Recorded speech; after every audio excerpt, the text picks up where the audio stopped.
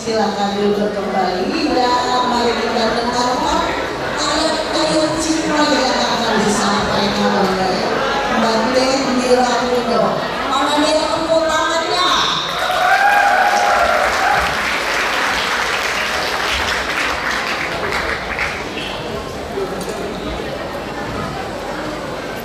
Mohon izin untuk berdiri.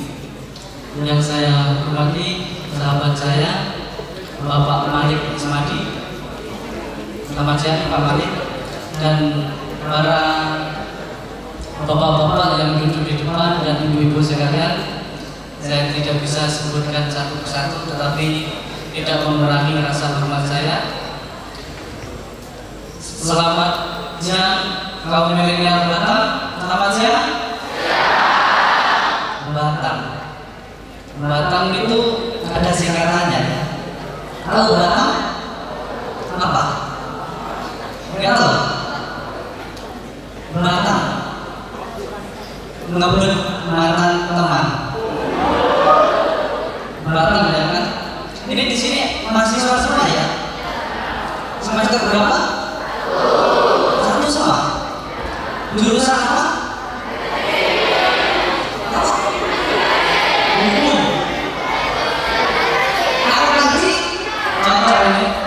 Jurusan akuntansi ya, ngaku mantan yang tak perlu kau tangisi.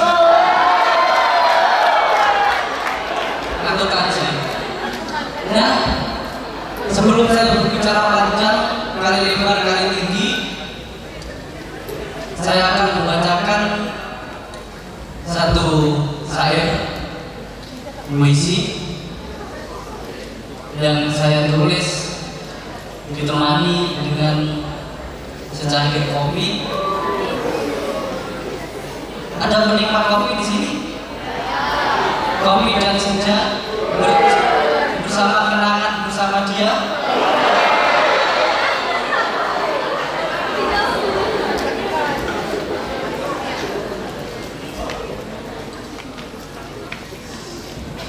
Puisi yang berjudul Cinta dan Kedamaian. Kedamaian dan keharmonisan bisa terwujud apabila akarnya menghargai semua kehidupan. Manusia beragama hendaknya meningkatkan sifat-sifat kemanusiaan.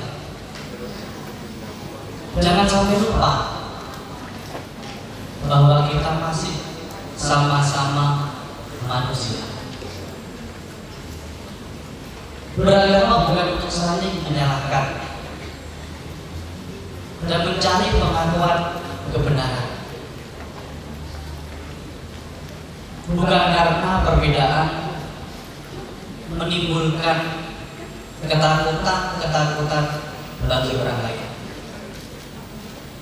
namun menciptakan cinta, persahabatan, kenyamanan, dan kebahagiaan. Jika ayat-ayat agama tak mampu, tak dapat menghentikan benci dan permusuhan,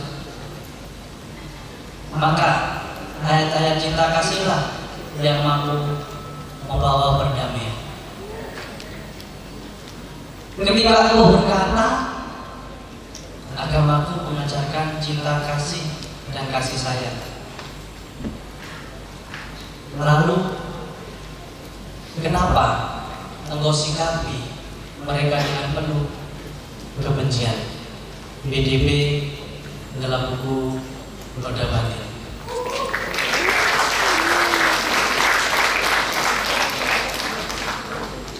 Saya berdiri saja ya, karena yang belakang tidak lihat.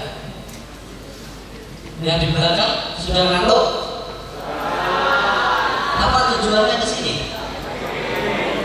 Tujuannya ke sini ngapain? Ini kayaknya jurusan yang di belakang kebanyakan jurusan sejarah. Ada jurusan sejarah. Seolah berjalan tapi tanpa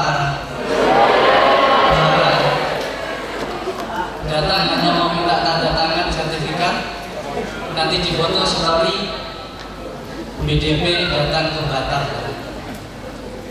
Yang berbicara tentang bisa bantu saya baca topik di sini apa? 1, 2, 3. Kenapa?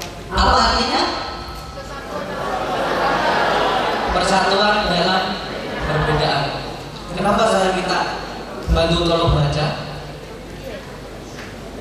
Saya cinta tanah air Indonesia. Saya baca bahasa Indonesianya. Itu yang pertama. Yang kedua, saya nggak bisa bahasa Inggris. Daripada salah kan? Berbicara tentang perbedaan,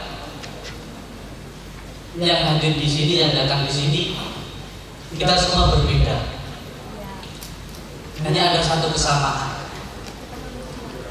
Kita terlahir dari kedua orang yang saling mencintai, yaitu ayah dan ibu kita. Kalau kita terlahir dari kedua orang yang saling mencintai, kenapa kita memperlakukan orang dengan kebencian? Bukankah kebencian tidak akan pernah berakhir bila dibalas dengan kebencian? Tetapi kebencian akan berakhir bila dibalas dengan cinta kasih. Cinta untuk semua, kebencian tidak untuk siapapun. Itu moto sahabat Allah dari Ahmadi. Cinta untuk semuanya, kebencian tidak untuk siapapun.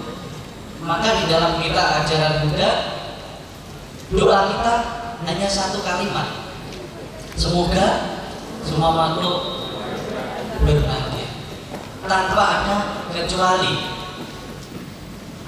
Kecuali dia. Kecuali teman saya yang ini. Kenapa? Dia rebut cowok saya. Tidak ada. Siapapun yang menyakiti kita, siapapun yang membenci kita, kita akan menang ketika kita mampu membalasnya dengan cinta kasih. Di semua agama, semua ajaran, sering kita melupakan tentang cinta. Cinta di sini bukan hanya cinta sekedar seorang pria wanita, dan bukan sekedar pria dengan pria atau wanita dengan wanita. Karena sekarang kalau saya bilang pria wanita, ada yang ngamuk, loh cowok saya cowok kok ganti. Ada yang di sini? Nggak ada ya? Siapa tahu ada yang protes. Setiap agama mengajarkan cinta kasih. Dalam zaman Kristen dia mengatakan, cintailah sesamamu seperti engkau mencintaimu. Di dalam Islam tadi motonya cinta untuk semuanya, kebencian tidak untuk siapapun. Siapapun di sini semua makhluk, yang besar, yang kecil, yang terlihat maupun yang tak terlihat, bersikap netral atau bermusuhan, semua tidak pantas untuk kita benci. Sesalah apapun seseorang itu hanya pantas kita maafkan. Penting dia saya maafkan terus selalu membuat salah, sadari, renungkan. Mungkin bukan dia yang salah, tetapi kita yang sedang menuai karma-karma masa lalu kita. Berbicara tentang perbedaan, semua yang di sini pernah menyanyikan satu lagu yang mungkin diingat sampai sekarang. Kalau Pak Kris tadi menggambar dua gunung dengan matahari, itu semua masa depan yang cerah. Gak pernah dulu gambar dua gunung bersama hujan-hujan, rintik-rintik, di luar hujan, bibit-bibit yang basah. Nah itu biasa malam minggu ya, malam minggu hujan, luar yang basah, tapi bibit-bibitnya ikut basah, bersedih. Ada yang tahu lagu Lihat Kebunku? Hafal? Boleh nyanyi sama-sama? Lagu Lihat Kebunku. 1, 2, 3. Lihat kebunku. Boleh sambil tepuk tangan.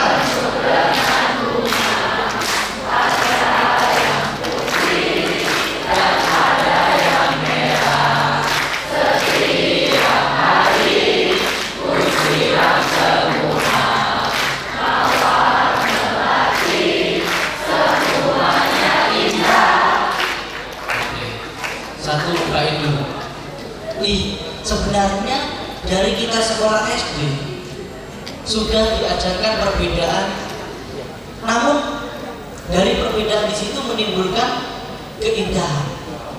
Lihat kebunku penuh dengan ada yang merah, ada yang putih. Itulah Indonesia. Lihat suku bangsa, suku bahasa berbeda. Ada yang Batak, ada yang Jawa, ada yang Melayu, Jawa, Bugis, Bali dan lain sebagainya. Tetapi memberikan keindahan bagi Indonesia. Coba kalau lagu tadi diganti, lihat kebunku penuh dengan bunga, ada yang putih, putih dan putih lagi. Kurang bagus kan? Hanya satu warna. Maka di gambar pembicaraan di sini juga berbeda-beda. Yang satu, yang paling ujung dengan versinya Gunawan, gundul tapi menawan. Pak Kris dengan pembawaan yang bermain-main, tetapi bukan mempermainkan hati seorang wanita. Karena beliau adalah keluarga yang bahagia. Saking bahagianya sekarang sudah menghasilkan manusia-manusia lainnya. Anak Pak Kris sampai sekarang sudah 4. Itu mengajarkan 4 kebenaran harian. Pak Kris tahu anak lahir pertama ini duka, tapi disadari maka tidak menderita. Ketika lahir kedua, ini sebab duka. Pak Kris sadar sudah duka, tahu ada sebab duka. Yang satu aja susah, apalagi 2. Tapi Pak Kris menyadari ini tanggung jawab. Lahir yang ketiga, ini ada jalan menuju lenyapnya duka. Karena yang 1 dengan 2 sudah bisa membantu. Ketika lahir yang keempat, Pak Kris sadar semua duka bisa diselesaikan. Karena anak 4 bisa membangun rumah tangga yang keluarga harmonis, bisa terbina dengan baik. Maka Sang Buddha itu sudah memberi pilihan kepada umat Buddha semuanya, mau kehidupan babajita ataupun berumah tangga tanpa iri, tanpa benci, tanpa ingin saling menyakiti. Tetapi umat Buddha, babajita dan berumah tangga memiliki kewajiban. Apa kewajiban umat berumah tangga? Kepada Bhikkhu Sangha, 1 bulan lagi kita akan memperingati merayakan apa yang dilakukan? Berdana kepada Sangha, memberikan kebutuhan-kebutuhan pokok. Kewajiban para bhikkhu mengarahkan umat Buddha untuk tetap menjalankan moralitas yang baik, memberikan bimbingan-bimbingan dhamma sehingga umat garawasa atau berumah tangga walaupun hidup dalam kemewahan mungkin kesenangan, tetapi tetap bisa mengendalikan moralitas, tetap bisa menjalankan kebajikan.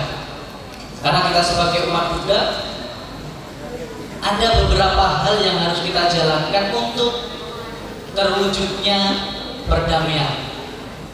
Sang Buddha mengajarkan dalam sutta tentang cinta kasih. Cinta kasih bukan hanya sekedar kata-kata, berkata-kata, tetapi harus diungkapkan pertama melalui ucapan, bertutur kata yang baik, ucapan yang baik, tidak menyinggung orang lain, tidak menyebabkan permusuhan. Selain kata-kata, perbuatan, berbuat sesuai dengan moralitas. Anda sebagai umat rumah tangga, 5 sila. Ketika 5 sila benar-benar dijalankan dengan baik dan bagus, Sang Buddha di situ sudah memberikan jaminan. Silena sudah tingyanti, silena buka sampada, silena ibu tingyanti tasma silang usudai. Umat rumah tangga bila mana menjalankan 5 aturan dengan baik, 5 sila dengan baik, kelahiran selanjutnya bisa terlahir di alam berbahagia hingga tercapainya nirvana. Teman-teman di sini sudah hafal 5 sila? Sudah? Dijalankan? Apa? Sila pertama apa? Bahasa palingnya? Panatipata, Wiramani, Sate Padang, enak sekali. Enggak ya? Soalnya saya ingat kalau membahas Pancasila Buddhis, saya ingat dulu ada samanera kecil. Ketika suruh ngapal Pancasila Buddhis itu ada yang ajari Pancasila Buddhis yang pertama gimana? Bilang aja Panatipata, Wiramani, Sate Padang, enak sekali.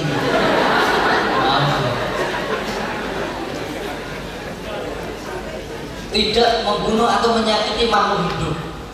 Coba kalau kita hidup dalam berdampingan walaupun perbedaan ras, suku, agama, perbedaan pola pandang dan lain sebagainya, tetapi tetap bisa berjalan berdampingan.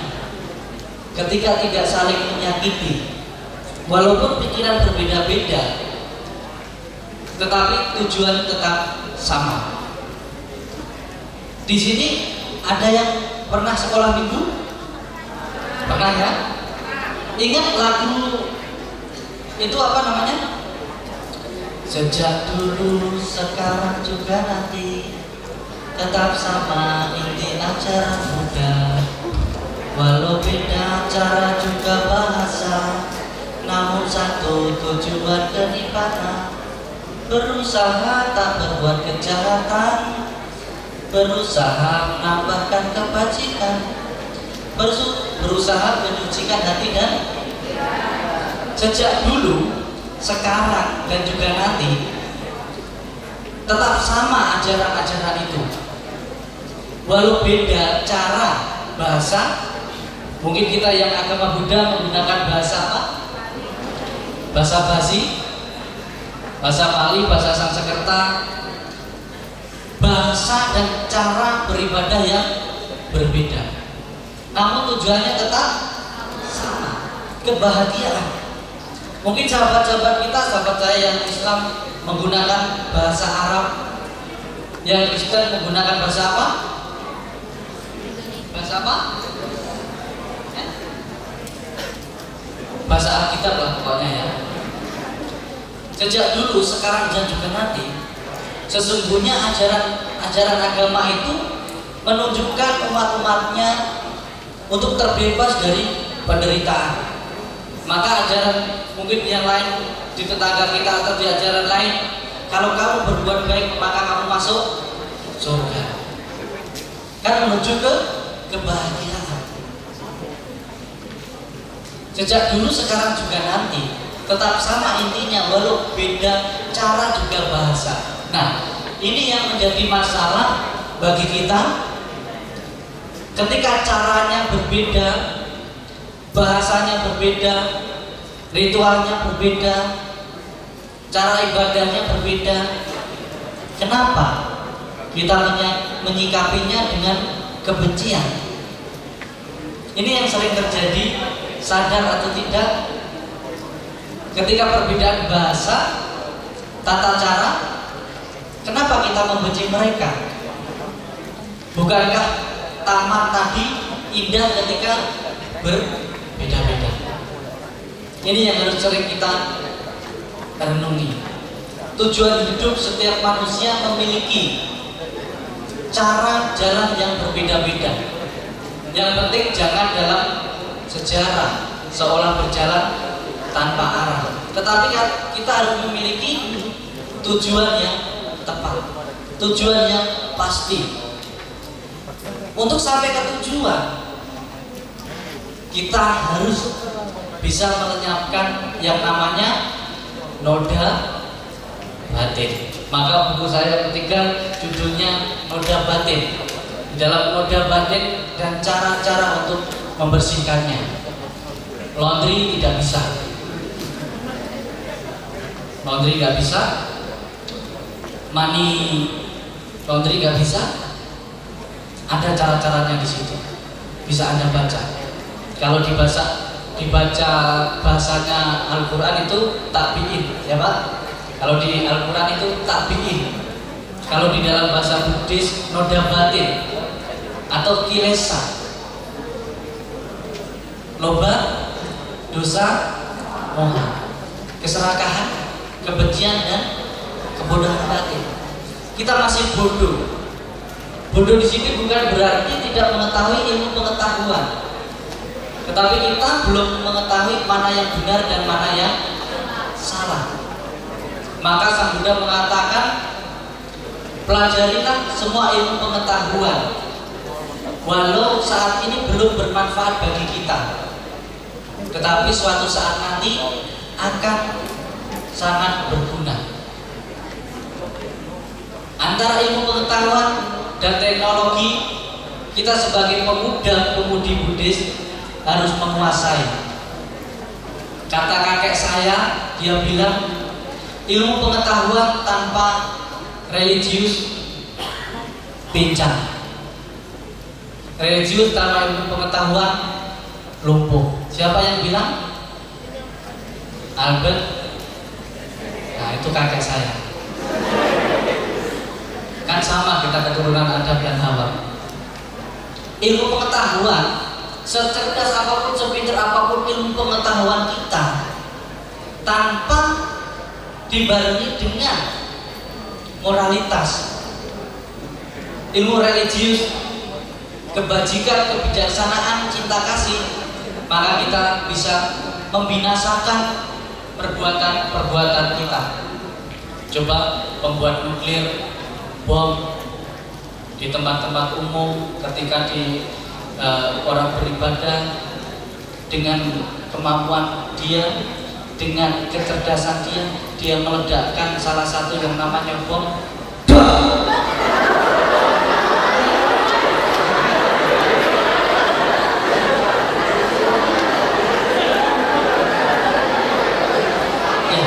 Yang namanya bom kan gitu kan. Masa bom kok dor? Ya.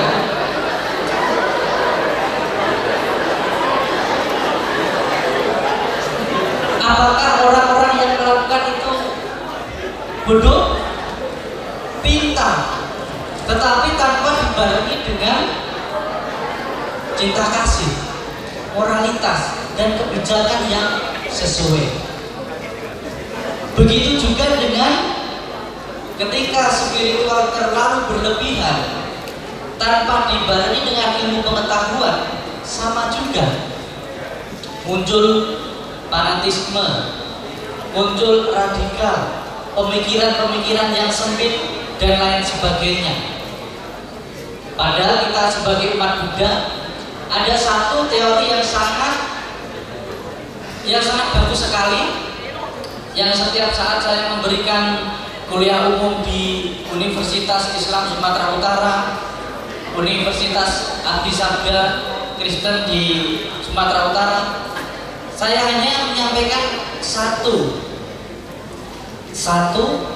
teori dari Sang Buddha. Tahu teorinya? Teorinya sering kita sebut dengan nama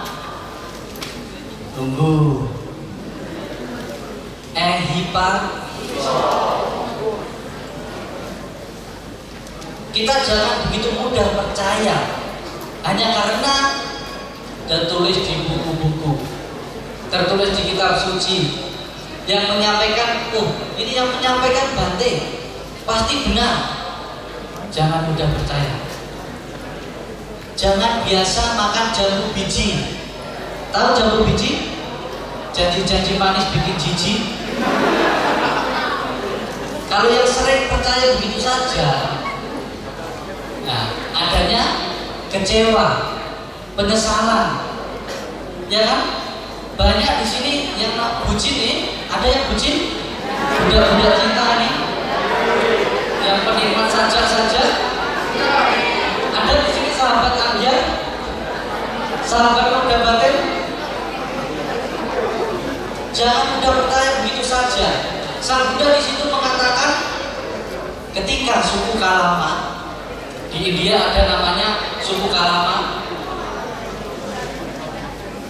Pada saat itu di India banyak suku, banyak guru-guru besar, banyak agama-agama, banyak guru spiritual, dan semua guru spiritual mengatakan ajaran saya yang paling baik, ajaran orang lain salah.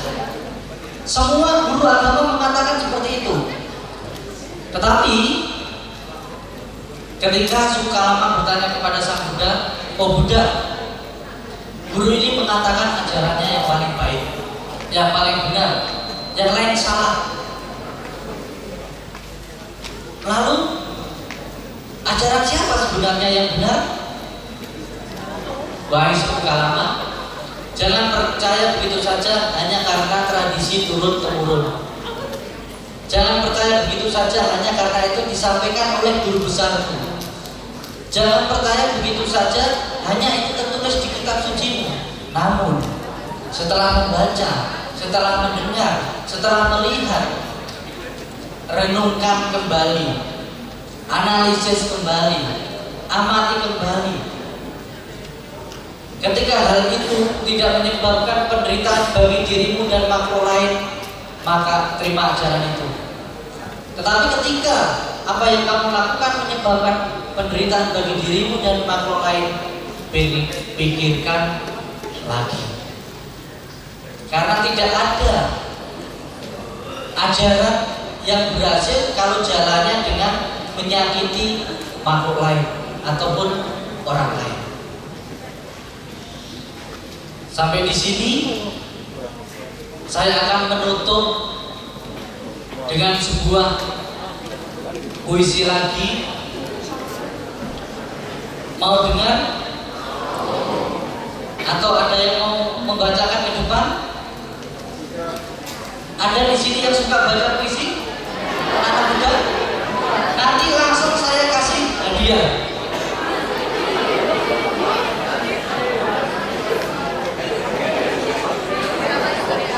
Yang mau maju ke depan membacakan puisi saya, nanti saya kasih hadiah buku pertama saya yang berjudul Menjadi Ada Dalam Ketiadaan. Mau? Ada?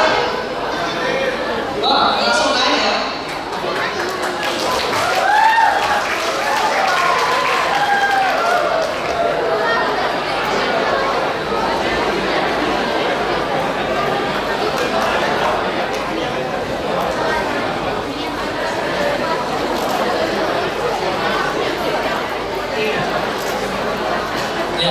Siapa namanya? Audrey akan membacakan puisi yang saya kutip dari beberapa Dhammapada. Ya, puisi yang saya kutip dari Dhammapada. Karena Sang Buddha ini sebenarnya seorang pujangga besar, seorang penyair besar, bukan hanya guru para dewa dan manusia, tetapi beliau adalah mahir dalam membuat puisi dan syairnya. Maka saudari siapa? Audrey akan membacakan puisi yang berjudul Tujuan Hidup. Ya, nanti coba bacakan dengan bahasa-bahasa yang puitis, dengan penuh perasaan, seperti perasaan kepada dia. Dia siapa? Boleh? Silakan.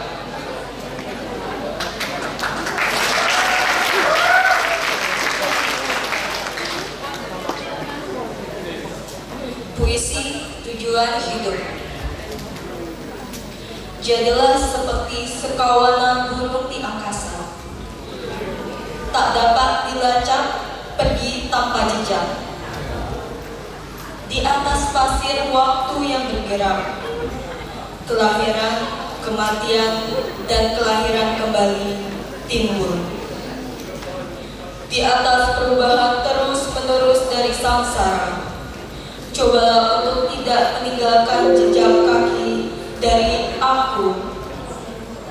Sarang mementara ini disebut kehidupan. Meskipun nampak penting, sebenarnya merupakan sebuah gelembung air ciptakan karma, menjadi terbebas dari kelahiran kosong ini. Demikian yang mengalir keluar adalah noda batin, membentuk sebuah putaran, tiada akhir dan tiada tujuan. Maka jadilah seperti burung menjadi bebas. Dhammapada.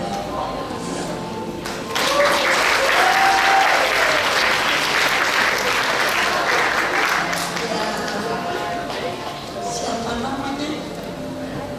Aldi. Aldi. Ada yang mau satu lagi? Satu. Karena hadiahnya cuma 2. Ini ke Aldi. Aldi mau tunggu di sini dulu Bante. Oke. Ya, Ini Aldi langsung mendapatkan kenang-kenangan berupa 3 buah poster dari Bapak Krishnamurti.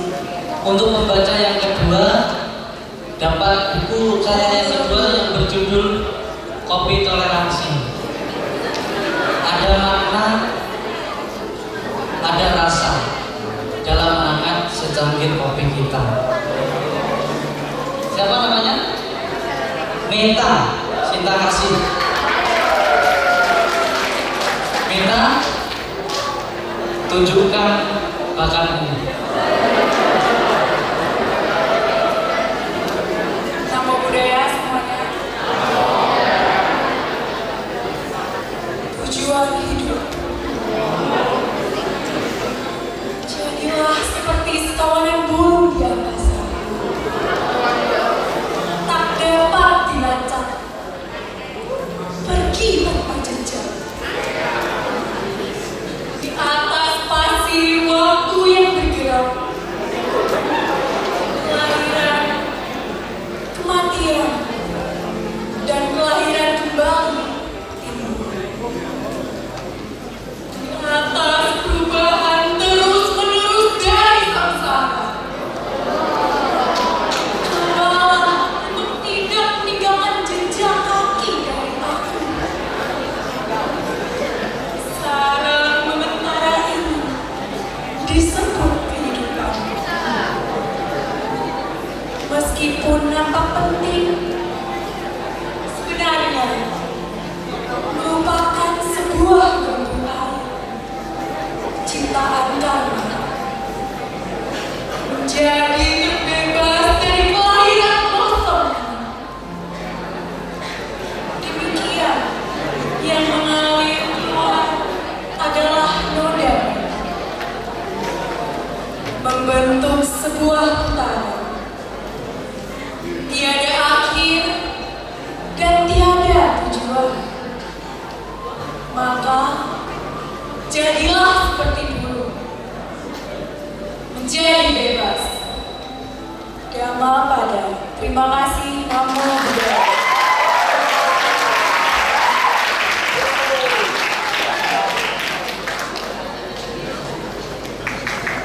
Luar biasa. Yang kedua ini bisa mengalahkan saya ya. Oke, yang pertama tadi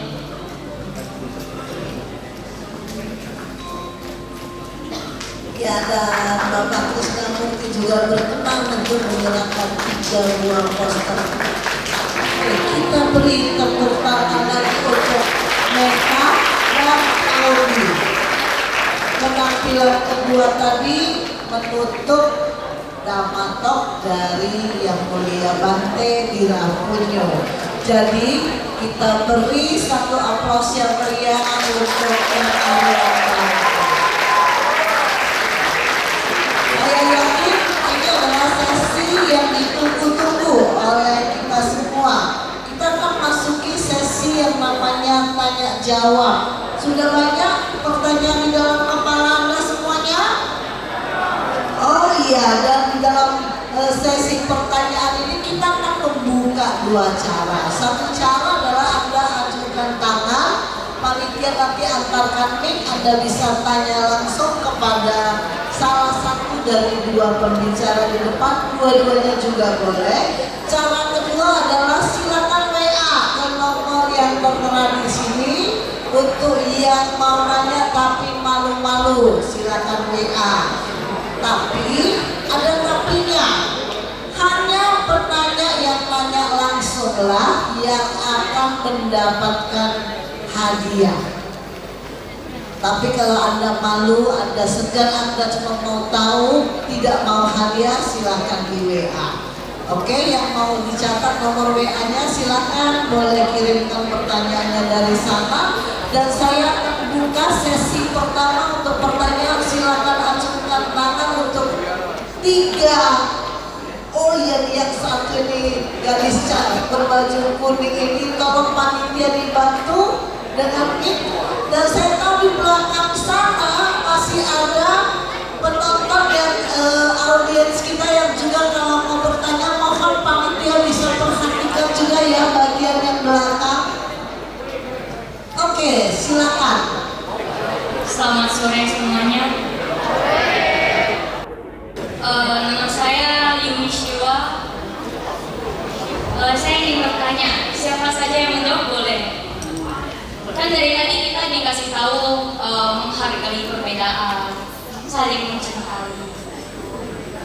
Tetapi begini, tiap-tiap pikiran itu pasti ada yang beda. Biarpun kita sudah saling menghargai, ada aja yang orang lain nggak suka. Jadi apalagi terutama kayak rasis gitu kan. Jadi bagaimana cara mengatasi orang-orang yang rasis terhadap suku, agama dan lainnya? Oke, itu saja pertanyaannya. Oke, kita keep dulu. Kita buka lagi untuk penanya kedua. Penanya kedua, kita persilakan. Di belakang ada? Ada yang di belakang? Gak ada. Yang di sebelah sini yang mana? Oh. Ini kok dia naik turun lagi, naik turun lagi. Ayo silakan yang paling ujung sana ya, betul ya? Halo, iya, cowok baju merah. Saya ingin bertanya, jadi perbedaan yang ada di dunia ini terjadi karena kita pada masa lalu. Kalau pada masa lalu nggak ada, ya kita itu mulai dengan sesuatu kan, kayak apa kita itu terlahirnya kayak gini itu karena perbuatan kita di kehidupan masa lalu. Kalau seandainya kita belum ada masa lalu gimana? Ya pertanyaan saya itu kalau manusia nggak diciptakan berarti nggak ada perbedaan. Ya itu. Yang kedua bagus tuh pertanyaannya. Kalau kita tidak diciptakan nggak ada perbedaan, jawabannya simpel iya. Ya sudah itu aja. Iya, kadang yang bikin susah manusia itu pertanyaan dia sendiri. Siapa tuh anak muda? Kayaknya dia titiknya pasti garis itu. Yang kedua, yang pertama tadi menarik nih. Yang cewek baju kuning, kenapa sebelahnya juga baju kuning? Itu kakak adik atau gimana?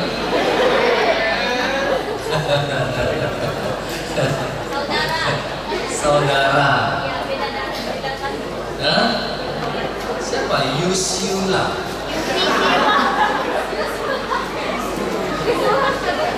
Apa namanya? Jelasnya. Namamu? Yumi Shiwa.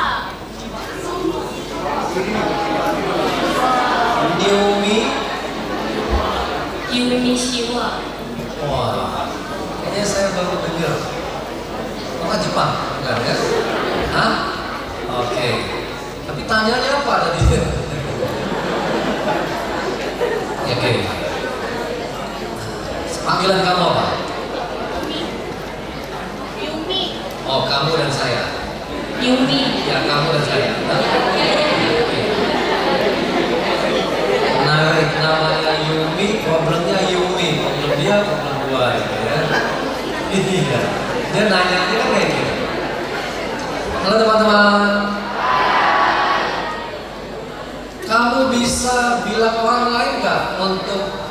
saya balik lagi. Kamu berbuat baik, ada yang ngomongin kamu nggak? Kamu posting di Facebook yang jelek, ada yang like nggak? Posting yang bagus, ada yang like nggak? Kamu nggak posting apa-apa pun ada yang like nggak? Nggak ada. Artinya gini, kamu senyum seharian, ada yang kira-kira komentar jelek nggak sama kamu? Kamu diem doang seharian, ada yang komentar jelek nggak? Kamu cuma ingin berbuat baik seharian, ada yang komentar jelek nggak? Ternyata dalam kehidupan ini kamu ngapain pun Yumi, ada yang ngomongin kamu, benar? Kami berdua sebagai pembicara, saya sebagai pembicara, saya berbuat terbaik pun ada komentar negatif dan ada komentar yang positif. Saya hanya mau jawab cerita supaya kamu paham. Saya nggak akan kasih tahu yang mana yang terbaik. Saya ngambil rapor, anak saya masih SMP cewek, namanya Bidadari. Nama anak ini. Karena lahirnya tanggal 2 bulan 2 tahun 2002 jam 2, jadi normal lagi sedikit minggu. Saya duduk, gurunya lihat saya. Saya lihat gurunya lihat saya. Dalam hati saya pertanda buruk. Kalau guru tidak lihat-lihat tuh pertanda buruk. Rapotnya pelan-pelan dari kemarin. 12 mata pelajaran, 9 merah. Bapaknya motivator, anaknya 9 merah. Gurunya lihat saya, ngomongnya mulai pelan-pelan, Pak, ini lagi ngomong. Saya cuma senyum. Saya lihat ke anak saya, santai. Begitu keluar, dia mau nangis, anak saya si Bidadari mau nangis, saya bilang. Keluar dari ruangan, saya bilang, kita habis ini, tapi masih ada kerjaan. Kita nggak boleh bahas yang 9. Tapi yang 3 ini loh asik. Ada nilainya 9,7. Ada yang 8,9. 3 ini bagus banget. Tapi lebih tertarik membahas yang 3 ini, bukan yang 7, bukan yang 9 yang jelek. Selama liburan 3 hari ke depan kamu hanya boleh bahas, kok bisa ya ada nilai yang 9. Kamu harus ingat, sebagai siswa kamu belajar 12 pelajaran, guru kamu cuma belajar 1 pelajaran. Kamu lebih hebat dari guru kamu. Kalau mami marah gimana? Fotokopi rapotnya kasih mami yang fotokopiannya. Kenapa pun warna di fotokopinya dari hitam putih? Lalu saya bilang saya masih gak rapat, saya kasih duit, saya tugasin dia di mall di Alam Sutra nonton dari bioskop ke bioskop sampai saya pulang. Dia bilang, iya kita nonton 4 film, bagus. Teman saya, singkat cerita 1 semester nilai bagus. Teman saya nanya, kamu nggak les matematika? Enggak. Kan nilai matematika yang jelek? Enggak. Bahasa Inggrisnya bagus, saya lesin yang bagus. Kok bisa nilainya bagus semua? Oh singkat aja, dia bilang. I focus on her strength. I invest on her strength. Jadi Yumi, orang lain ngomong negatif mengenai saya nggak mau buang waktu untuk membahas hal-hal sampah.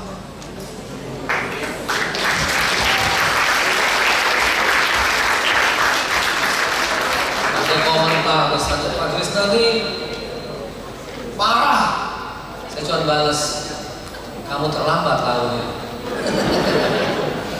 I focus on my strength. Jadi dalam kehidupan cuma saya fokus yang positif. Jadi kamu nggak bisa menghalangi orang ngomong jelek mengenai kamu. Yang penting kamu tidak ikut menjelekkan dia, nanti dia sudah jelek. Hanya orang jelek yang membahas soal kejelekan. Gitu ya. Thank you Yumi. Kamu mau hadiah 2 lembar, ada 2. Boleh maju ke depan. Oh, voucher ini ada sedikit bingung. Kalau saya kasih kamu nggak boleh pakai karena nginep di hotel ini. apa sama papa mama. Habis ini Bante sama saya ngomelin anak-anak dikasih hotel minum. Yumi maju ke depan, saya kasih buku aja. Yumi. Oh, buat Yumi meditasi di Sydney. Walaupun kaosnya menunjukkan Thailand Selatan itu kan saya. Ya. Saya kasih kata-kata yang merah dan ingat seorang pemenang walau di kejuaraan harus berjuang sampai berdarah-darah. Selamat dulu kamu, enjoy dulu ya. Oke, thank you. Kasih tepuk tangan buat Yumi. Terima kasih. Saya lupa ada harga yang bisa dibayar di sana. Silakan.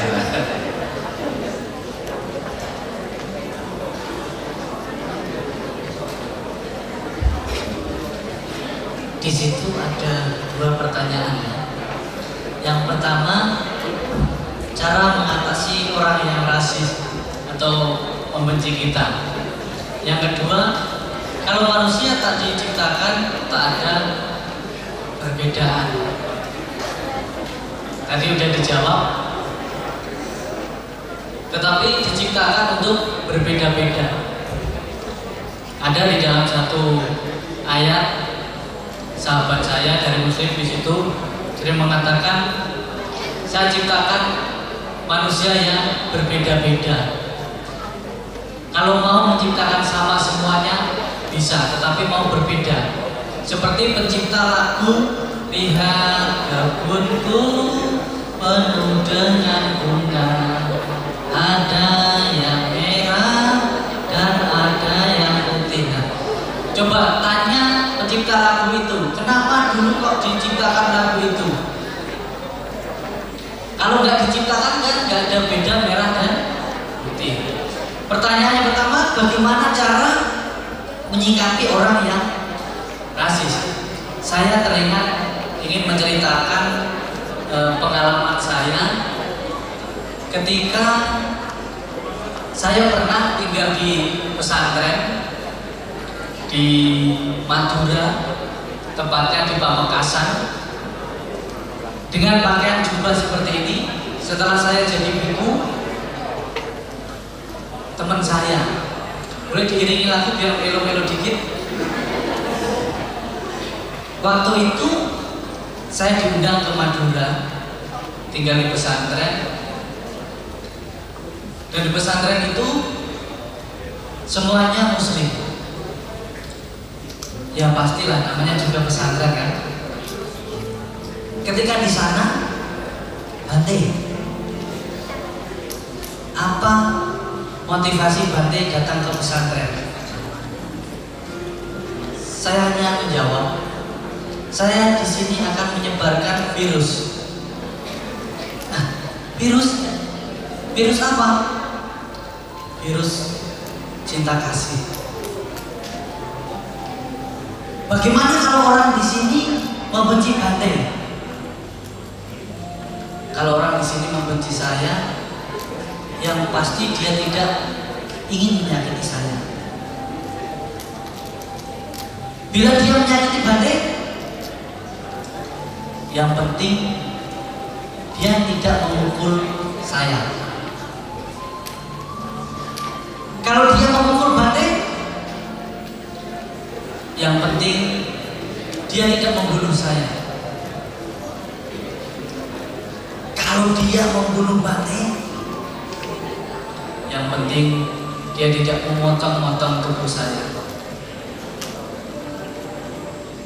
Kalau dia memotong-motong tubuh Bante, yang penting dia tidak menghancurkan tubuh saya. Kalau dia menghancurkan tubuh Bante, yang penting dia tidak menghancurkan cinta kasih saya.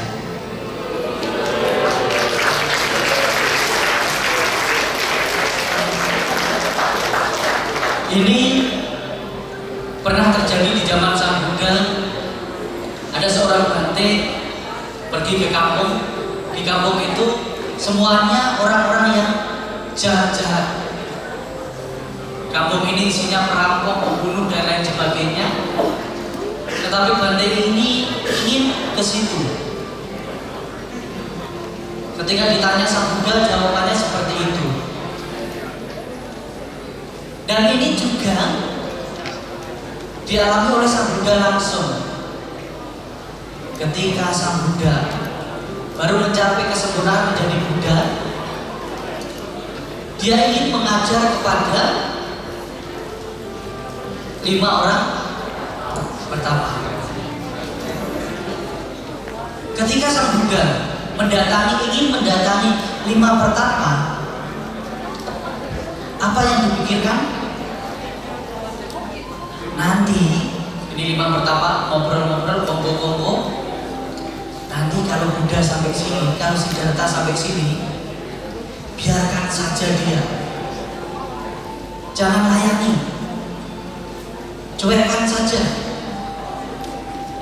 Tetapi Buddha datang dengan penuh cinta kasih, dengan niat baiknya, dengan kasih sayangnya. Ketika Buddha sampai di hadapan 5 pertapa ini, apa yang terjadi? Dengan spontan 5 pertapa ini menyediakan tempat duduk, menyediakan cuci kaki, menyediakan minuman, dan menghormat kepada Sang Buddha.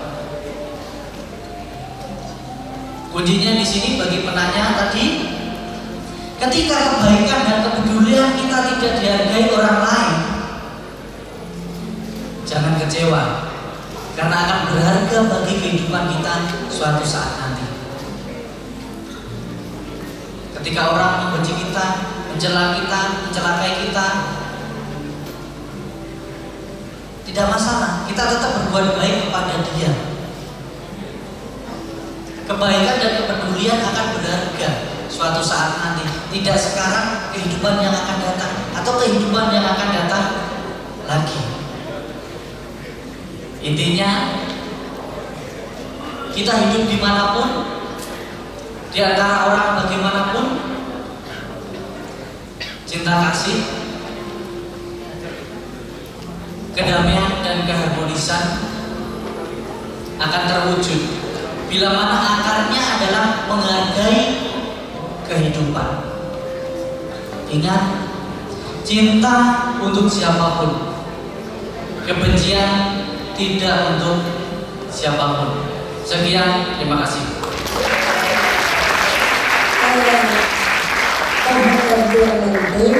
Untuk menyerahkan hadiah poster dari Bapak Krishnamurti ini kepada penanya kita yang baju merah yang dari ujung tadi. Boleh saya minta untuk maju ke depan sambil menunggu pertanyaan berikut. Saya akan membacakan pertanyaan dari WA. Ayo mari, ayo. Oke, ini ada beberapa pertanyaan yang masuk dari WA dan pertanyaan yang ini bagus-bagus. Pertama, oke, silakan fotografer.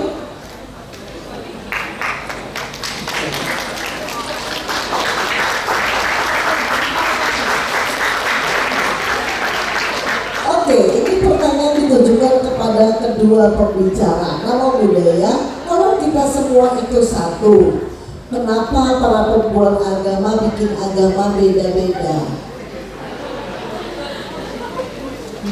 Oke, dia akan kemudian pertanyaan ini dilanjutkan dengan pertanyaan yang kedua yang masih berhubungan dan juga sama bagusnya.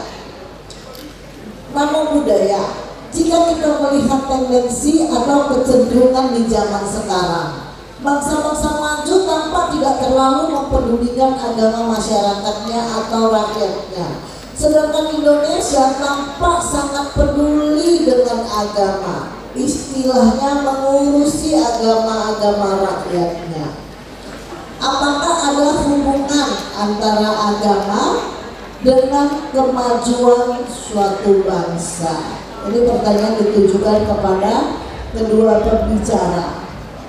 Lalu ada satu pertanyaan lagi, ini pertanyaannya kasihan Bante dari seorang jomblo. Saya tidak usah sebutkan namanya jomblo ini, tapi ini adalah jomblo yang prihatin karena menjomblonya karena nasib. Nama budaya, saya ingin bertanya, seperti dalam agama Buddha mengajarkan bahwa kita harus saling memberikan cinta kasih. Tetapi kenapa masih bisa ditolak ketika nembak cewek? Jomblo, kasihan jomblo. Oke, ini nanti akan diberikan jurus ayat-ayat cinta anti tolak. Jika masih ditolak, mari kita minta bantuan dukun untuk berpindah. Ini pertanyaan khusus untuk Pak Krisna. Bagaimana cara Bapak bisa menjadi seorang sugestor? Oke, itu dulu. Mari kita. Oh, yang satu lagi ini bagus sekali. Saya suka sekali pertanyaan ini. Nama budaya, bagaimana cara kita bersikap bodoh amat untuk sebuah masalah? Tepuk tangan dulu untuk pertanyaan dari WA. Mari, saya persilakan dari Pak Krisna dulu. Pertanyaan pertama, kedua berat amat sih. Kayak politikus lu, bukan mahasiswa lu. Yang paling asik yang jomblo tadi ya. Pertama, kasihan ya lo, gitu ya.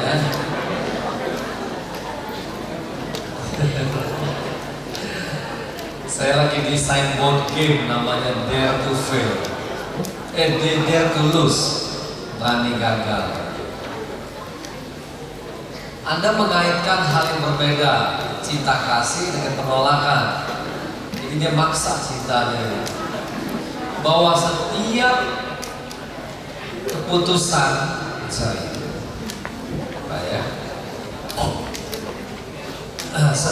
setiap ide bisa mendapat respon yang berbeda, betul? Orang lain boleh tidak untuk tidak setuju sama kita? Ya, itu aja lah teman ya.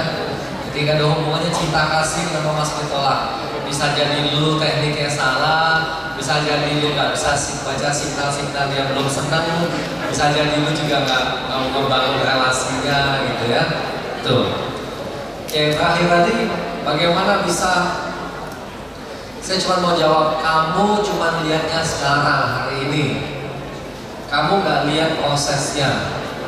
Saya sudah 17 tahun menjadi motivator. Saya senang ngajar memang. Saya bekerja keras. Saya berlatih dengan guru-guru terbaik di dunia. Dan melewati 10.000 jam pertama saya 12 tahun. Jadi, kalau tanya, kok bisa Pak? Iya, punya niat, punya talent, kerja keras juga gitu. Jadi nggak semudah gitu ya. Oke, itu tadi. Yang pertama, yang kedua itu kenapa manusia menciptakan agama kalau dalam ajaran dalam cerita Sang Buddha, Siddhartha Gautama, guru besar kita, seringkali kita mendengar bahwa Buddha bukanlah agama. Saya ketemu dengan para sufi Islam, mereka akan mengatakan hal yang sama. Jadi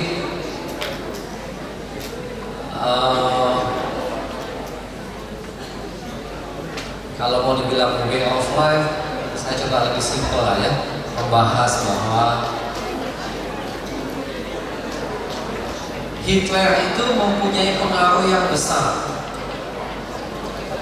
Nanti kalau tanya kenapa ada orang mau mimpin buat berbeda untuk agama-agama, karena memang banyak manusia mempunyai ego dan ini mempengaruhi orang lain. Itu dasar, saya lupa teorinya, dasar manusia ingin diakui di puncak dari Maslow-nya itu, segitiga Maslow-nya itu.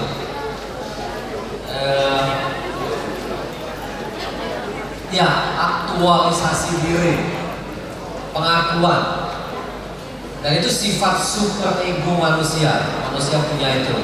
Jadi nanti apapun bentuk agamanya, dia akan terpecah-pecah. Memang teorinya mengatakan selama itu masih ada dan masih ada di dunia ini manusia-manusia yang lemah, yang bingung, dia akan mengikuti seorang pemimpin apapun nama organisasinya.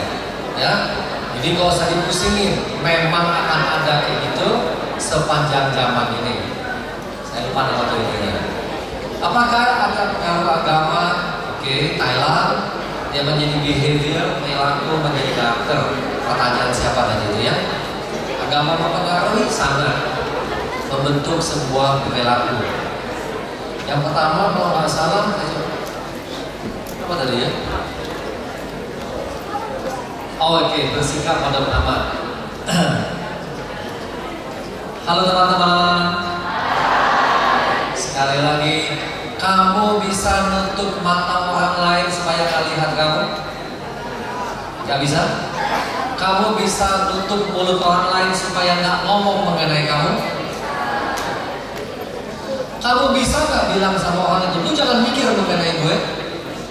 Oke, simpelnya adalah ada hak orang lain menilai saya, ada hak saya untuk tidak setuju dengan penilaian ini. Fokus pada sesuatu yang kamu bisa kendalikan, bukan yang kamu bisa peduli. Itu aja. Terima kasih. Oke, nah kita minta pandangan dari yang Arya Bante. Cinta di bawah. Pertanyaan tentang agama itu ada dua. Kenapa agama diciptakan beda-beda? Terus apakah ada hubungan antara kemajuan suatu bangsa dengan membicarakan agama? Oke, pertanyaan yang pertama sangat penting bagi smart people, ya, millennial people, bagi anak muda. Ketika cintamu ditolak, bersyukurlah, karena kamu dijauhkan dengan orang-orang yang tidak tepat. Bersyukur kamu ditolak sekarang. Kalau nanti sudah berkeluarga, memang yang namanya sama saja, memiliki keyakinan yang sama. Keyakinan yang sama di sini bukan sekedar agama, tetapi memiliki kebijaksanaan yang tepat. Intinya, mungkin sekarang dia tidak bersamamu karena dia tidak tepat untuk kamu. Itu yang pertama. Kalau dia menerima karena terpaksa, sudah banyak modal, kamu nanti ditinggalkan gimana? Ambil kan jadinya. Itu yang pertama. Belum tepat, belum sesuai. Dan yang kedua, mungkin keinginanmu terlalu tinggi. Ada satu cerita, saya suka kalau bercerita ini, saya selalu ingat. Ada seorang pemuda datang ke wihara. Dia sering sekali sembahyang ke wihara. Umurnya sekitar 35 lebih, belum sampai 40 lah. Dia setiap hari sembahyang ke wihara. Apa doanya? Supaya dapat jodoh. Mau tahu bagaimana cara dapat jodoh? Dengarkan. Dia datang menemui Bante. Bante, saya umur sudah 30 lebih. Jodoh belum juga ditemukan. Gunung yang tinggi telah kudaki, lautan dalam telah kuseberangi. Demi mencari cinta sejati. Gimana caranya, Bante? Yang pertama, kamu harus banyak berbuat baik. Oh Bante, harta saya banyak ini, sebagian separuh sudah saya pakai untuk berbuat baik supaya saya dapat jodoh atau pasangan. Sudah saya lakukan. Kemudian yang kedua, ada cara lain, Bante?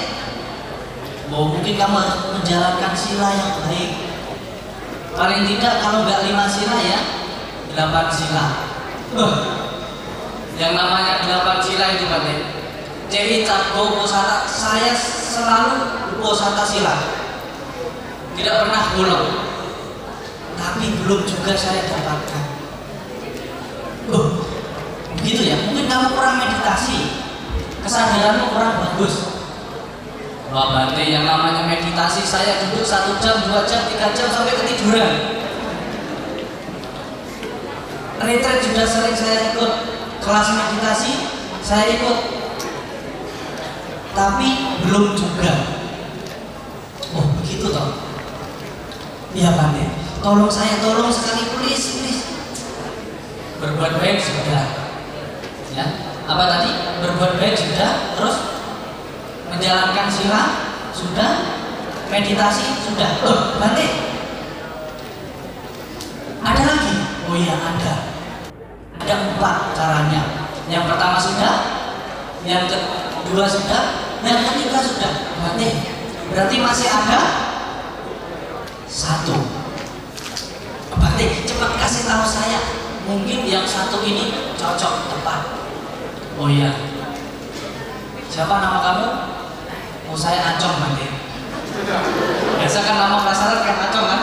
Kalau di Medan nama pasaran Acong. Acong, kamu mau? Oh iya Bante. Acong sekarang keluar dari ruangan ini, nanti ke samping. Di samping itu ada toilet. Ada toilet. Kamu masuk di situ.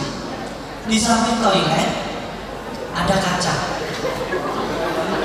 Coba kamu berdiri di depan kaca. Dia ke toilet datang, setelah lihat wajahnya di situ, hidungnya mancung ke dalam, mukanya ya lebih ganteng saya lah. Lalu dia kembali lagi. Bante, kayaknya pertanyaan saya udah terjawab. Loh, kenapa? Ya muka saya pas-pasan, tapi yang saya harapkan cantik, tinggi, putih, pokoknya sempurna lah. Ya nggak mungkin gitu loh. Mungkin bagi Anda yang ditolak, mungkin keinginan Anda, kriteria Anda terlalu tinggi, tidak sesuai dengan kenyataannya gitu.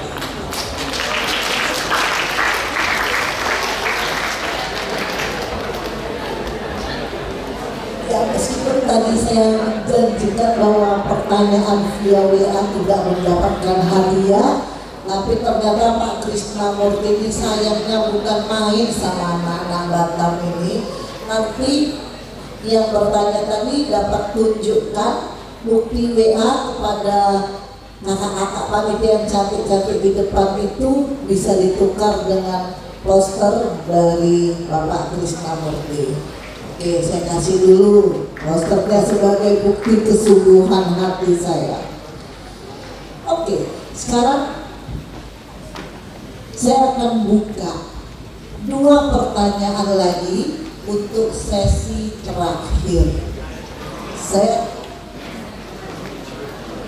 Masih ada yang belum? Oke, nanti saya berikan lagi kesempatan untuk Bante jawab. Saya minta 2 pertanyaan terakhir.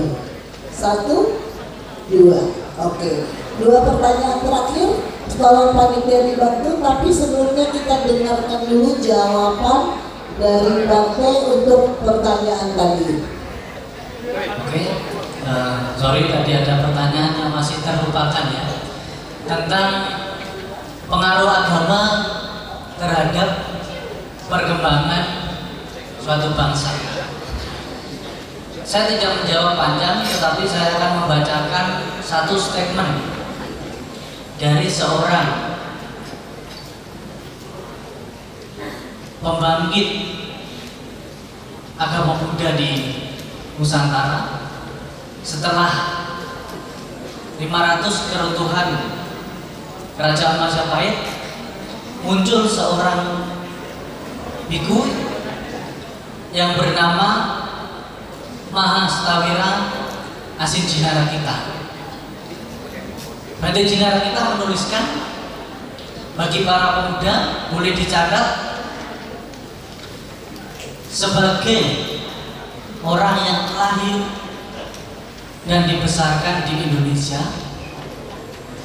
Tentunya kita juga mengemban tugas membantu evolusi bangsa Indonesia, karena kita terjun di bidang rohaniawan ataupun umat Buddha, maka peran kita adalah membantu evolusi batiniah bangsa ini ke taraf yang lebih baik.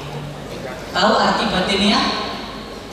Secara moralitas, kita dalam mengembangkan agama Buddha di Indonesia tidak hanya mengembangkan agamanya saja, melainkan juga berupaya agar bagaimana bisa membantu evolusi rohani bangsa kita, sehingga nantinya kelahiran-kelahiran yang akan ada di sini kualitas makin lama semakin baik. Dengan demikian, bangsa Indonesia tidak hanya menjadi semakin berkualitas di bidang fisik, melainkan juga di bidang rohani.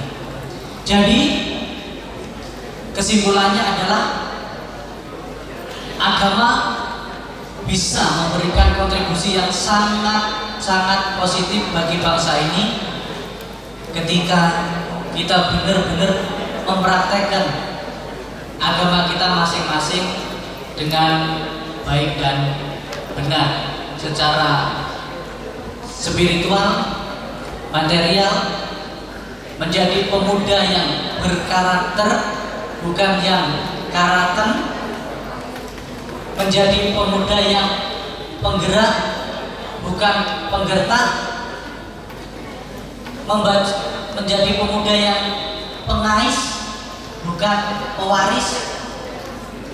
Ingat ya, menjadi pemuda yang penggerak, bukan penggertak, pengais, bukan pewaris, berkarakter, memiliki moralitas yang bagus, bukan karakter atau moral yang rusak.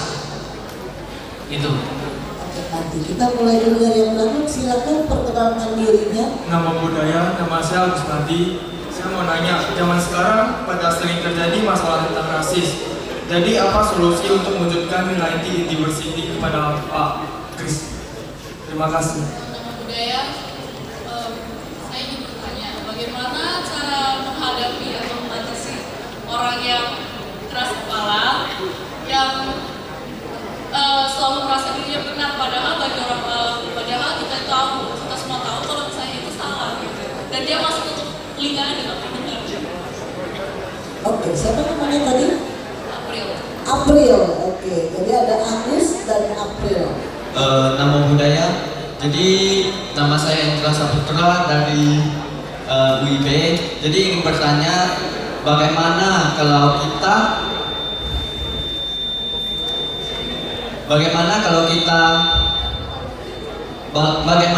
kita itu berniat untuk membantu orang? Kan kita dalam berbeda tapi kita menjadi satu.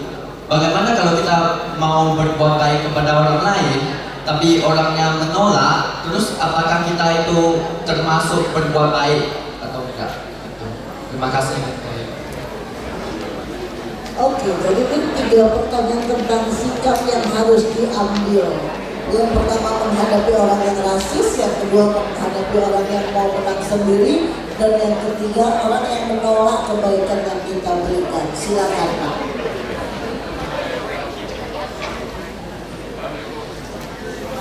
Oke, halo teman-temanku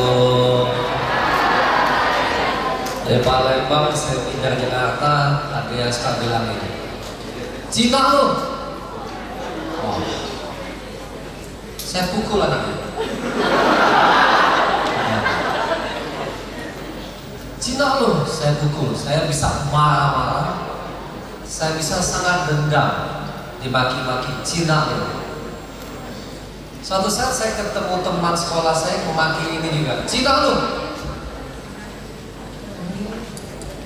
Rasis kan gak cuma sekarang kan ya. Saya ketemu dia, Dia senyum-senyum aja.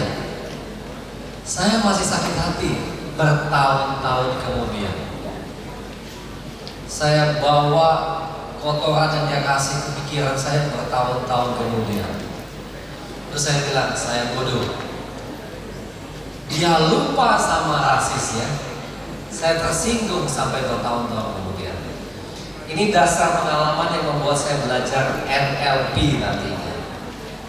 Ada satu teori yang mengatakan begini, the problem is not the problem. Jadi sebetulnya masalah itu tergantung kamu menyikapinya.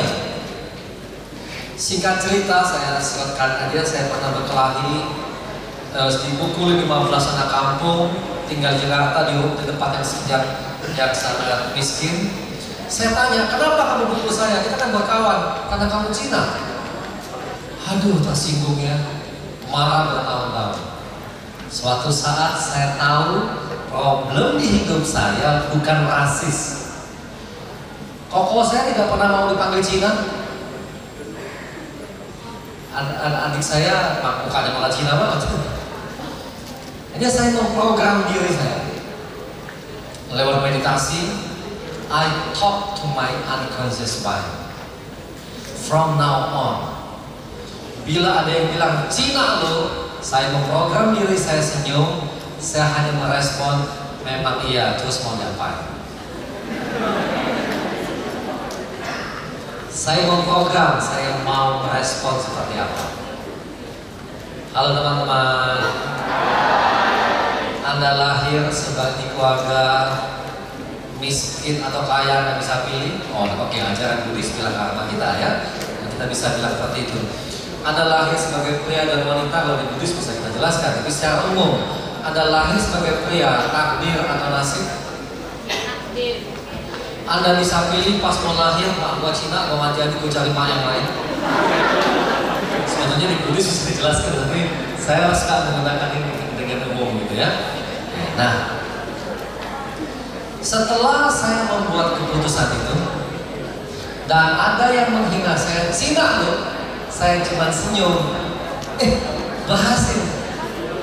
Saya cuma senyum dan saya bilang memang saya Cina. Saya mau ngapain?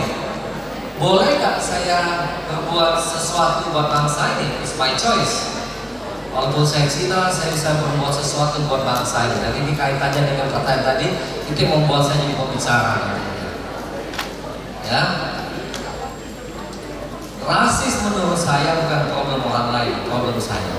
Bila saya mengizinkan tersinggung, maka rasis mulai terjadi. Setelah hari itu, saya banyak ketemu orang yang mengatakan, kamu kok bukan Cina ya? Tidak kelihatan Cina dan sebagainya. Yang bisa tahu saya orang Cina, umumnya orang Cina sendiri. Dia bilang, lu gak bisa bohong lama, tahu sedikit. Orang lain. Setelah itu, akhirnya saya mempelajari bahwa pada saat saya tidak merasa Cina, problem solved. Itu yang pertama, yang pengalaman saya sendiri. Bagaimana mengganti respon. Pertanyaan apa ini menarik. Pertama, Anda mesti punya kategori orang ini apa tadi? Keras kepala auban ya. Kalau saya tidak memilih, saya punya tekniknya, tapi saya biasa tidak mau memilih, memaksa orang lain mengikuti pemikiran saya. Jadi kalau saya misalnya orang ini auban, oke. Cara A nggak bisa, cara B nggak bisa, cara C nggak bisa. Saya cuma bilang, selama kamu memilih itu untuk sadar, memang pilihan kamu which is fine. Saya nggak pernah ngabisin waktu untuk memaksa orang untuk memahami saya. Nah, tapi ada tekniknya. Saya suka men-training anak-anak muda kayak gini. Misalnya ya, saya ajak anak-anak muda ke diskotik. Saya bilang, kita seberang di seberang jalan dulu. Kalau kamu menilai wanita-wanita itu sebagai pelacur hanya karena kamu di seberang jalan, mari kita seberang jalan ini berada di depan diskotik itu. Experience ini akan berbeda karena kamu mendekati. Setelah itu saya bilang, masuk, ngobrol. Biasanya setelah first position, second position, third position, posisi ketiga, second position menjadi dia first position, persepsi kita bisa berubah. Contoh dalam contoh ini, anak-anak saya ke Singapura dari Papi, ada masjid bagus nih di Jalan Bugis. Saya bilang sama dia, kamu pengen tahu? Kita masuk. Masuk ke masjid, saya bilang, Papi nggak ngerti wudhu, kamu mesti tanya bapak ini. Saya bilang, Pak, bapak bisa ajarin wudhu, kenapa kamu masuk? Oh boleh. Bapak ini mengajarkan 2 kali teknik wudhu, karena aturan Islam harus bersih. Lalu masuk ke dalam masjid dan anak-anak saya sholat. Anda bayangkan sama 2 temannya lagi, ada 4 anak Chinese, 2 gendut-gendut, posisi sholatnya setengah mati salah terus, diajar 2 kali, menarik perhatian umat Islam di sana. Tetapi dia bilang, apa yang kamu lakukan? Saya cuma bilang, sebelum kamu menjadi saudaramu, jangan menilai saudara. Dia bilang, wow, Muslim Islam luar biasa. Kita harus menjadi Islam untuk memahami Islam. Nah ini cara-caranya. Yang Cina awang saat mau belajar Buddhisme, dia bilang ada Buddha ini, ada Buddhis ini, ada Buddhis ini, ada wihara ini. Dia pergi kemana-mana biasanya, walaupun dia masih kecil. Memahami orang lain, Anda akan mudah memahami siapa dia. Kira gitu. Kira jawabannya sekalian sama dengan ketiga tadi kali ya. Terima kasih, saya kasih kembali.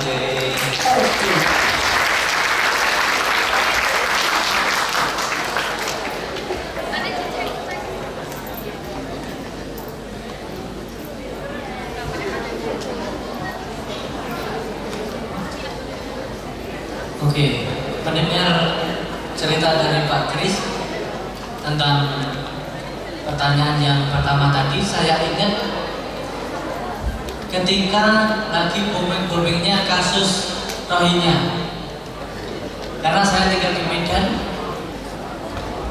tempat tinggal saya, wihara saya dekat dari Universitas Islam Sumatera Utara. Hari Senin datang 2 orang wawancara tentang apa yang sebenarnya terjadi.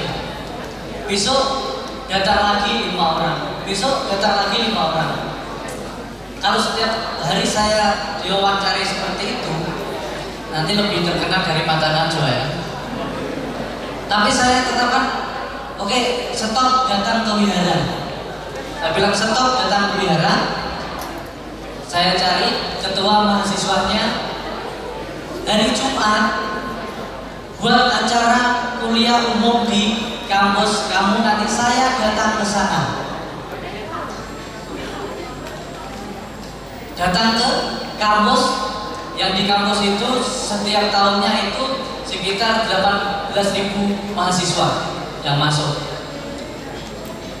Ketika saya masuk di situ, baru turun dari mobil, semua mata memandang, Rohingya. Saya ini sudah pokoknya salah ngomong nggak pulang gitu aja. Waktu itu saya berbicara dengan salah satu rektornya, dosennya. Saya minta, saya mau berbicara di sana, didampingi dengan satu pembicara. Kebetulan pembicaranya rektornya sendiri, dia ahli politik dalam dan luar negeri dan konflik agama-agama dunia. Saat saya duduk di mimbar seperti ini, namanya kuliah umum di kampus Islam Sumatera Utara, pembicaranya berjubah, matanya sipit, sudah Cina, Buddha lagi, pakai jubah lagi. Ada salah satu mahasiswa, ini kan sama aja seperti yang di sana orangnya.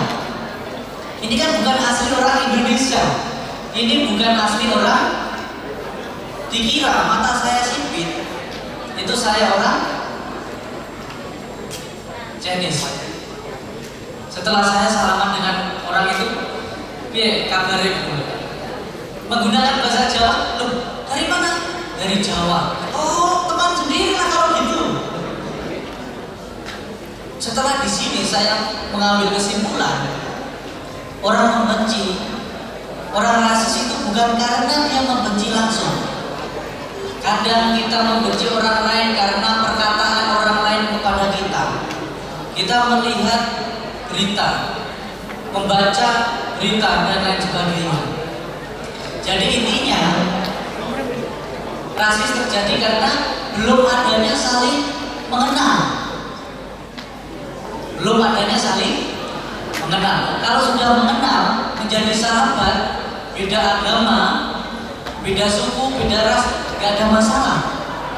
Karena kita terlahir dari kedua orang yang saling mencintai. Jujur saja ya, saya sendiri bagi sendiri sebenarnya berbicara di depan umat Buddha yang segini banyak jarang sekali. Jarang sekali. Saya sering berbicara di masjid, di gereja, di pesantren. Apakah mereka menerima batik? Karena saya sudah mengenal mereka dekat. Kita itu sedekat napas dengan kehidupanku. Saya bersahabat dengan orang-orang itu sedekat napas dan kehidupanku. Mungkin kalau tahun ini saya berbicara di Masjid Medan, namanya Masjid Mubarak, pertemuan para penceramah, ya Pak, penceramah seluruh Sumatera Utara, Aceh, Pekanbaru, waktu itu hadir hampir 3.000 orang. Saya berbicara di depan 3.000 penceramah Muslim. Mungkin kalau saya yang menyampaikan, Anda tidak percaya. Maka dari itu, saya ingin mengundang Pak Malik Ismadi untuk maju ke depan menyampaikan apakah benar waktu itu saya berbicara di hadapan sahabat-sahabat saya yang Muslim. Saya persilakan Pak Malik Ismadi untuk maju ke depan.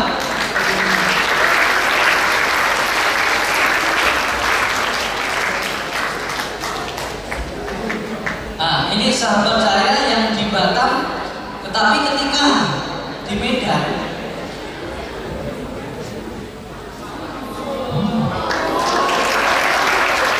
ketika beliau di Medan, percaya tidak percaya, saya ajak dan namakan kepada Bante Cinanggamu di bakpo aing.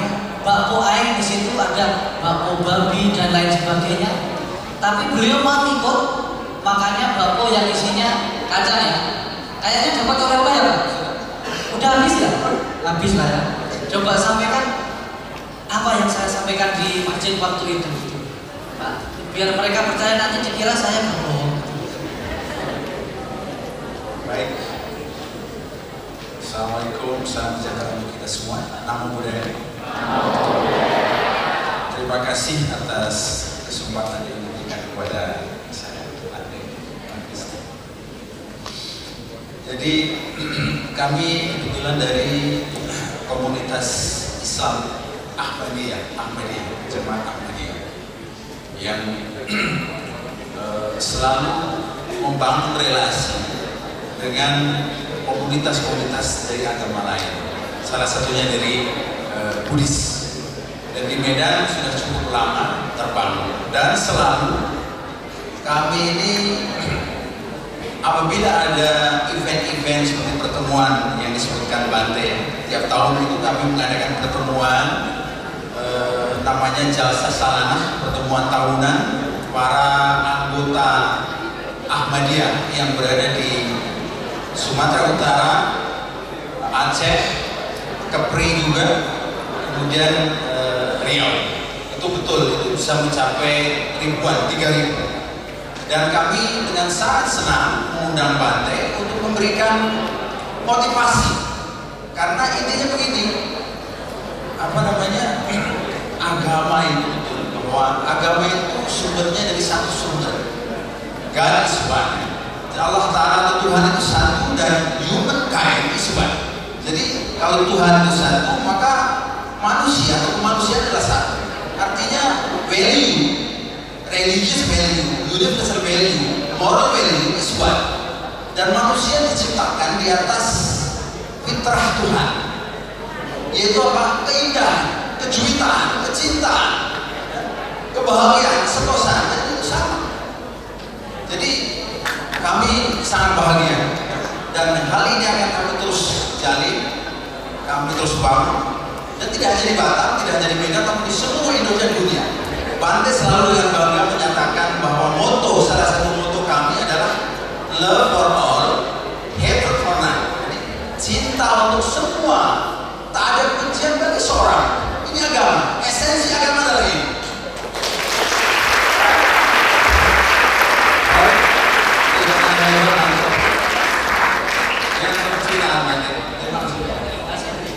Dapat hadiah.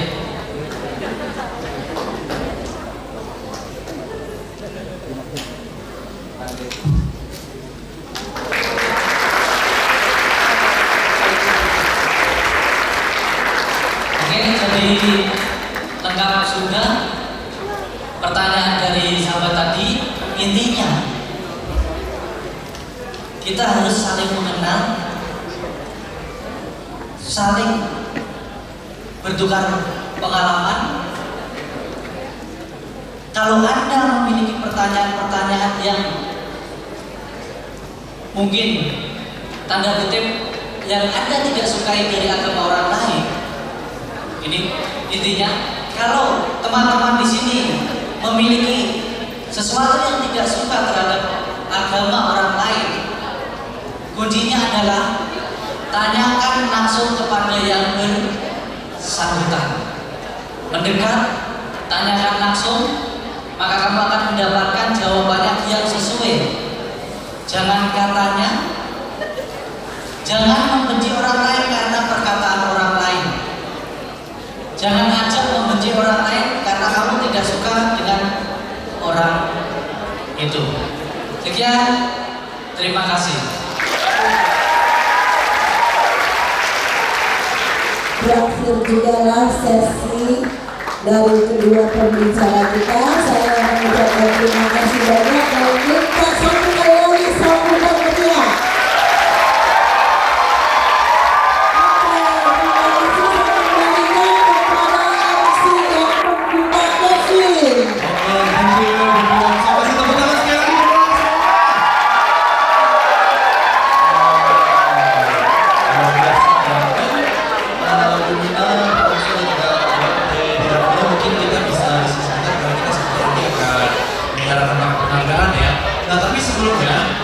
Bagi teman-teman di sini nanti jangan lupa ya, sebelum ini nanti ada absen bulan diisi ya.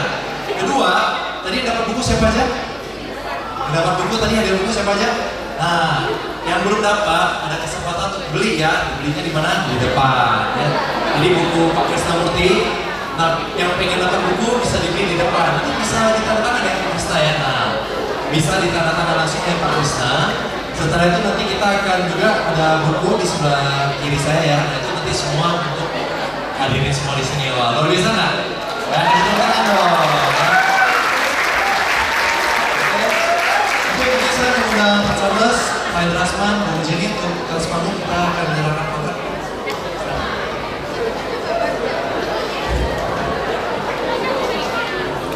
Oke, saya mengundang dari PKB, Bung Jenny, Pak Indrasman selaku anggota DPRD Kota Batam dan juga Pak Charles ya. Kita dari Kota dan juga anggota dari program dari Yayasan Penggalangan.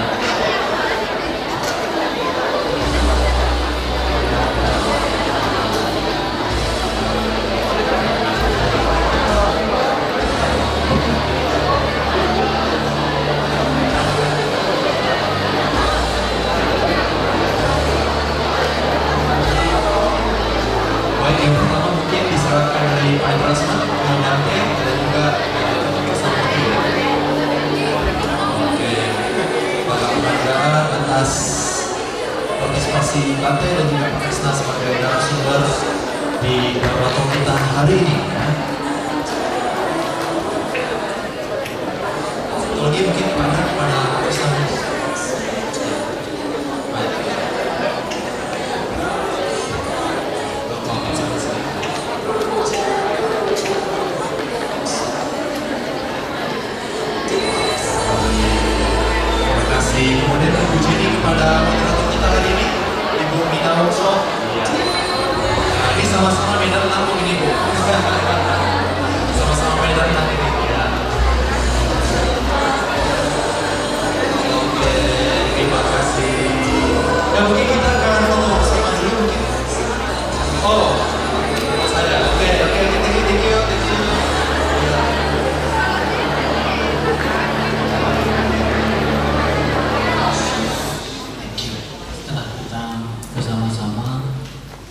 membahas dhamma pada waktu yang sesuai.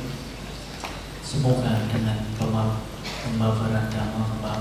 pembahasan dhamma ini menambah nyana pengetahuan kita, kebijaksanaan kita, sehingga kita bisa menjalankan kehidupan lebih baik dan lebih baik lagi.